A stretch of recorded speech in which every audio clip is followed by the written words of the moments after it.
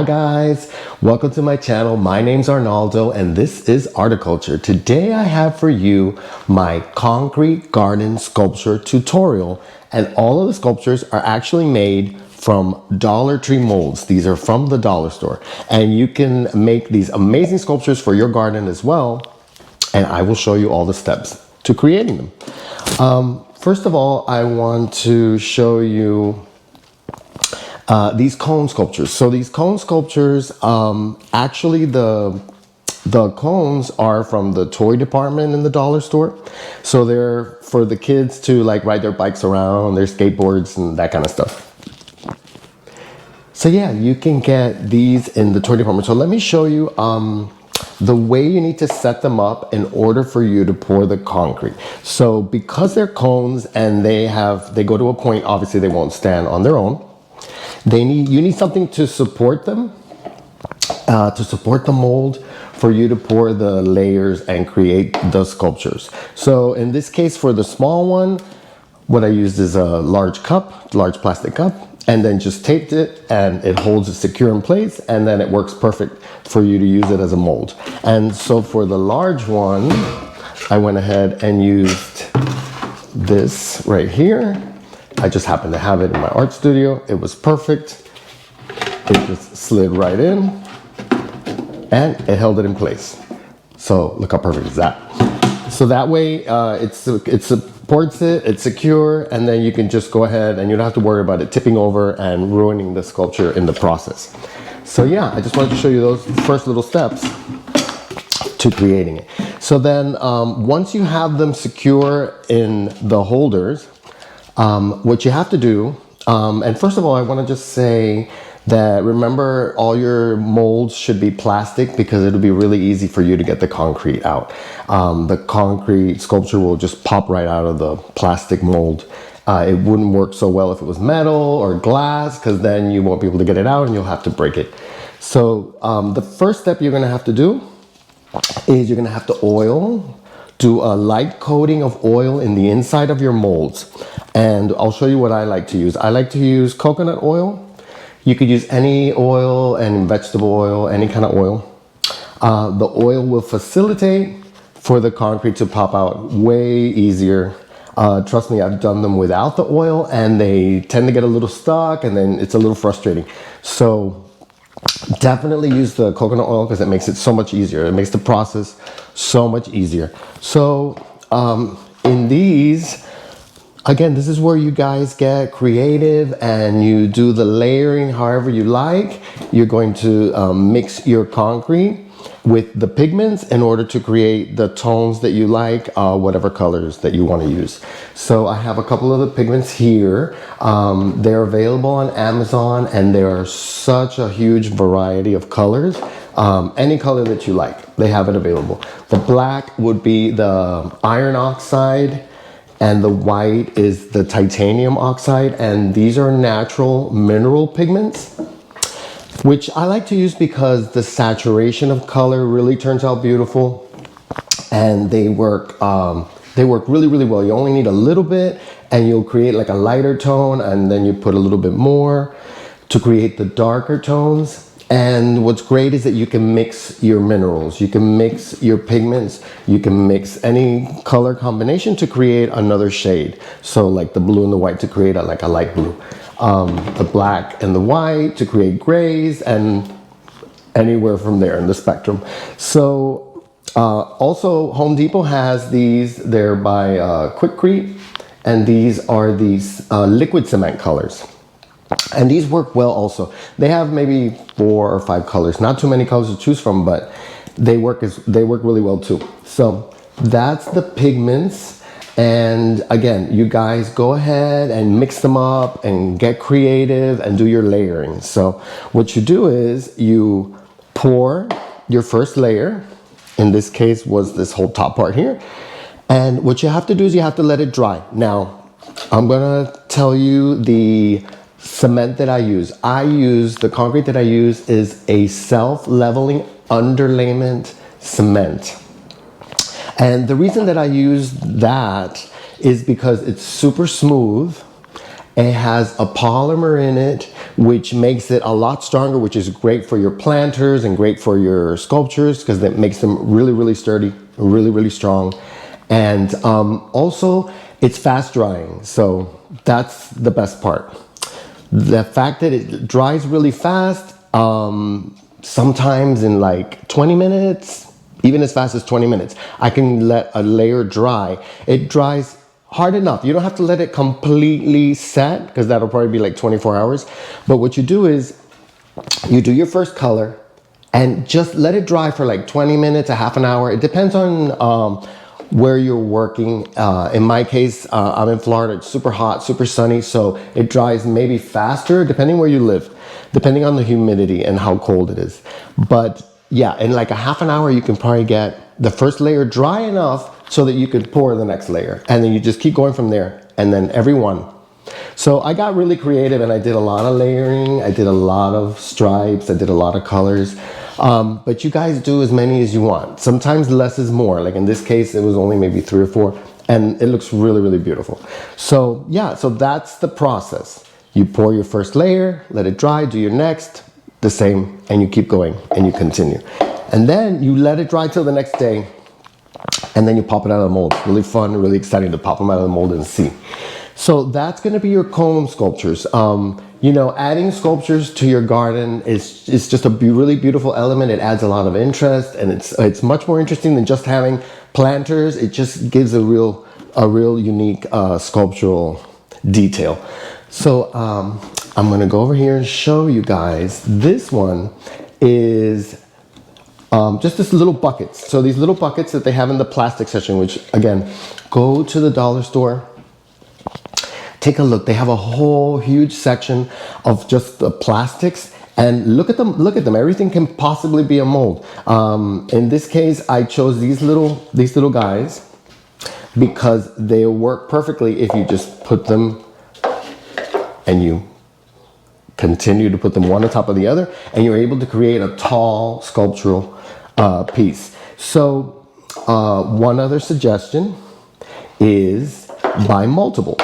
So you want to buy at least 4 if you're going to go with a really tall sculpture. That way you can work on more than one project at a time.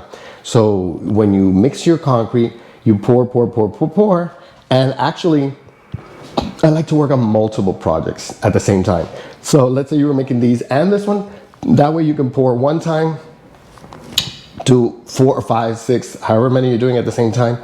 Then pour the next amount of concrete, and then do the next layer and do the next layer. And I'm telling you, in one day, you can have like 3 sculptures done, and it's less tedious work, and it'll be a much more fun process. So again, these little buckets in the plastic section, you do your oil, brush on your oil, which I'll show you in the tutorial when I go outside and make one with you.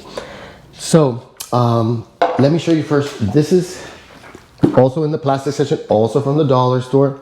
These large buckets is what I used to make the base. So to create the base, because you want to have a base so that since we're going really tall with this one, we don't want it to tip over as easily. So obviously with the base, you won't have that problem because it'll be super heavy and super sturdy and firm, and it won't fall over. So what I did was, in the large bucket, all I do is pour like 1.5 inches to create the base. You make it as thick as you want, as heavy as you want, but that's all you have to do. You just pour some concrete in there, and that's what the base is right here. You pop it out, and you have the base.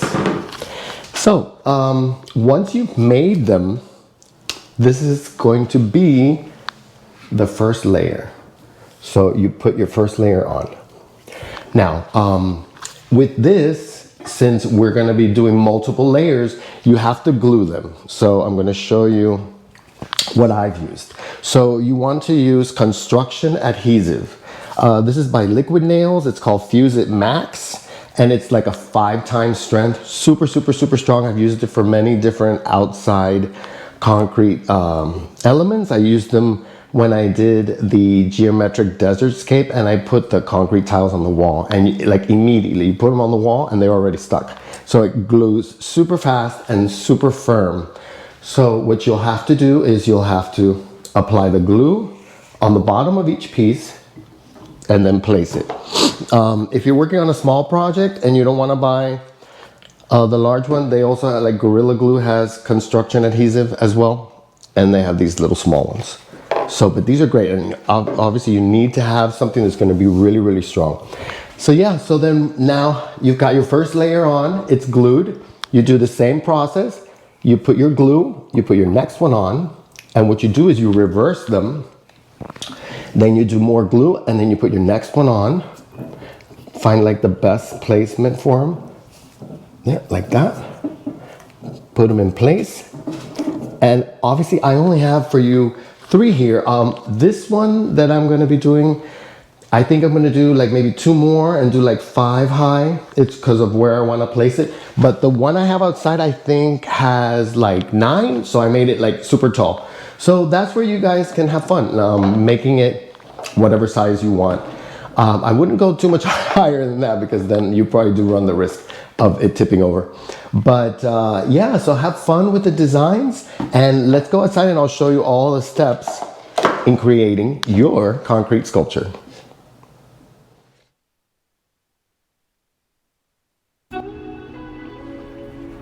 Okay guys, so here I did the oil, doing the brushing of the oil in the inside of the cones, and remember, you don't really need to put a lot, just enough so that the concrete won't stick to the mold. And I'm telling you, it really facilitates the process, makes it a lot easier to pop them out, and you'll be a lot happier that you did it. It's like the concrete just pops right out. And then we're gonna go on to doing the same process for the small buckets. Just a light coat. And some of the molds are soft and they're actually even easier than the other ones, but definitely the oil helps in the process for all of them.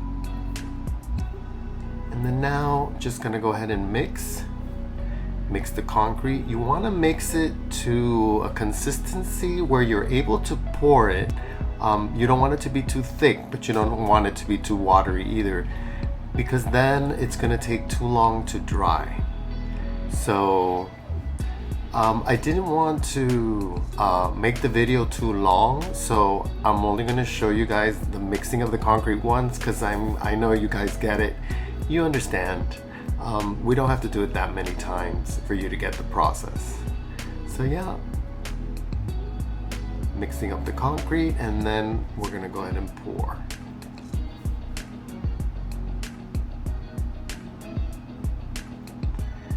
So okay, so like I said earlier, I really like to work on multiple projects at the same time. It makes it a lot easier.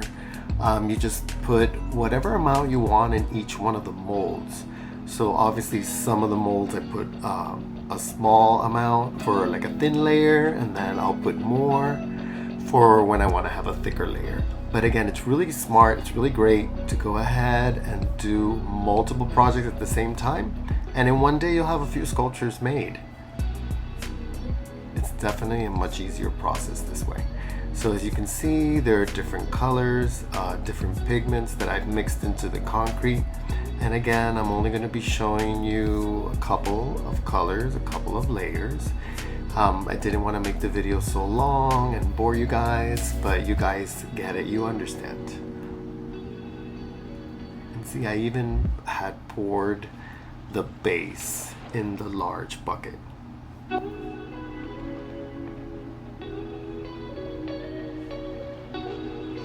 And then this will be the last layer that I'm showing you in a really beautiful blue. And with the pigments, you'll notice that you don't really have to put that much. With the natural mineral pigments, you get really, really good saturation without having to use so much. So, you know, a little bit goes a long ways. And what's great about that is, you know, when you buy your pigments, you'll be able to have them for a while. I mean, I've been using my pigments for multiple projects. So I've been able to do a lot of projects with the pigments that I buy.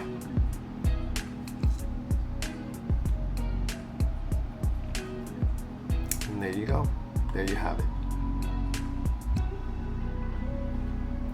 Okay, so then what we're going to be doing here is popping them out of the molds. As you can see, they pop out really easily, really fast. Then what we're going to do is do a little sanding. Yeah, you see all the different layers, how beautiful they turn out. So we'll do some sanding. Really easy. You don't have to do too much with this concrete because it's so smooth already. You just kind of have to do the edges, smoothen it out, and then go ahead and do the sealer. As you can see, they fit perfectly one on top of the other. Little light sanding around the outside. It shows the pigment much better.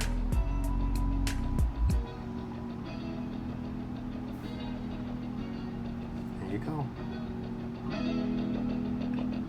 And that way you can go ahead and do a few of them at the same time when you're doing the sealer. And the sealer really, definitely a little bit goes a long ways. And the great thing about it is you do the one coat and you really don't have to do a second coat. Like even if I've tried to do a second coat and it doesn't require it. It doesn't really even want to absorb it. So one coat is perfect, light coat, and you'll do them all. Now the cones, same process.